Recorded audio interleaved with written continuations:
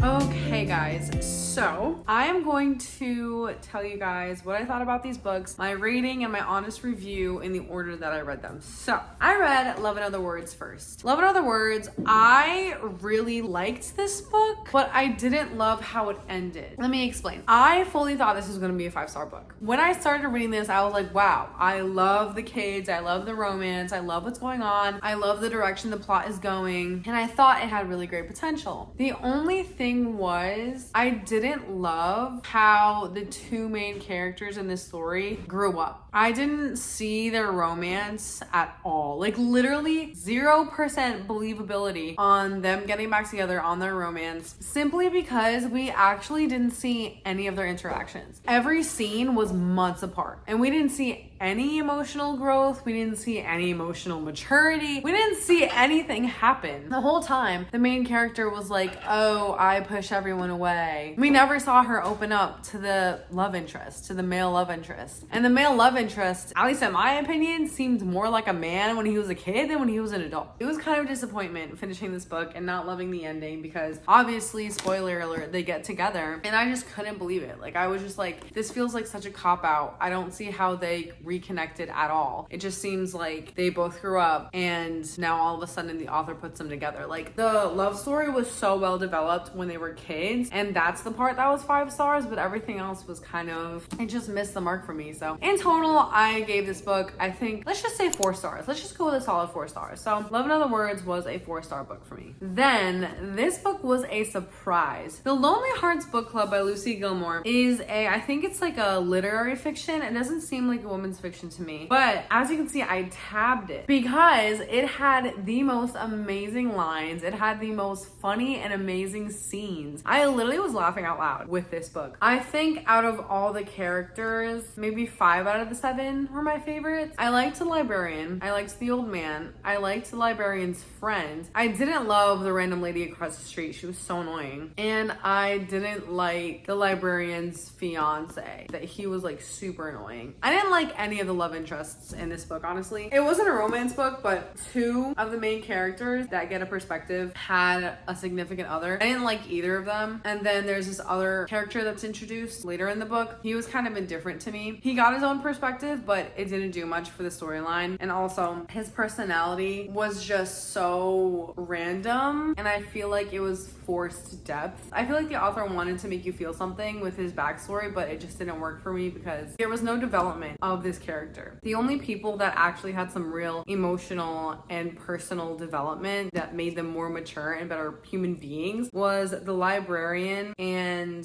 the grumpy old man. I don't want to spoil too much about this book, but it is specifically about the friendships between lonely people, and I honestly loved it. I loved it so much more than I thought I was. It took me probably up until the halfway point of this book to genuinely start enjoying it. I was talking about it with my husband, and I was like, I might DNF it because it just wasn't doing anything for me. But then we got some really cool point of views. We got some really hilarious scenes, and it started getting very heartfelt and just deep and good. I ended up really enjoying it. And also, this book made me want to read Anne of Green Gables. I've had that book on my reading wish list for so long, and this book heavily revolves around the fondness of reading a classic story like that. So I want to read Anne of Green Gables now. I rated this book a solid, you know what? Initially it was 3 stars, but now that I'm thinking about the book and how it made me feel and how the ending wraps up so nicely, I'm gonna give it 4 stars. So this also is a solid 4-star book. All right, last but not least, I read a thriller, Not a Happy Family by Shari LaPena. This book is classified as a thriller.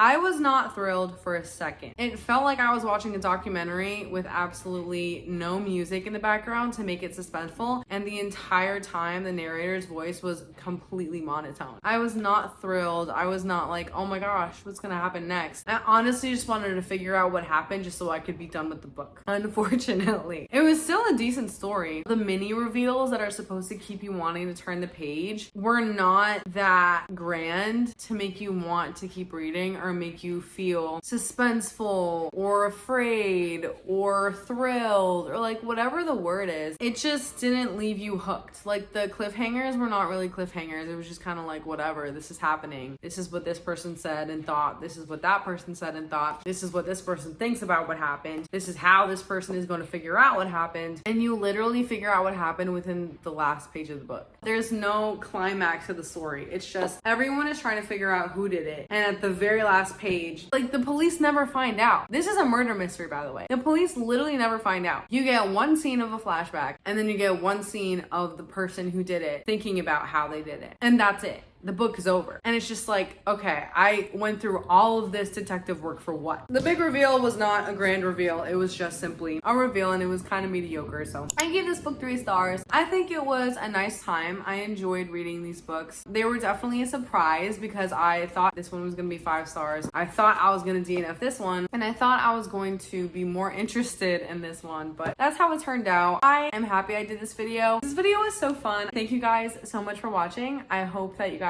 enjoyed watching me read these 3 books, and I will see you guys next Saturday at 12 p.m. God bless you guys, and peace.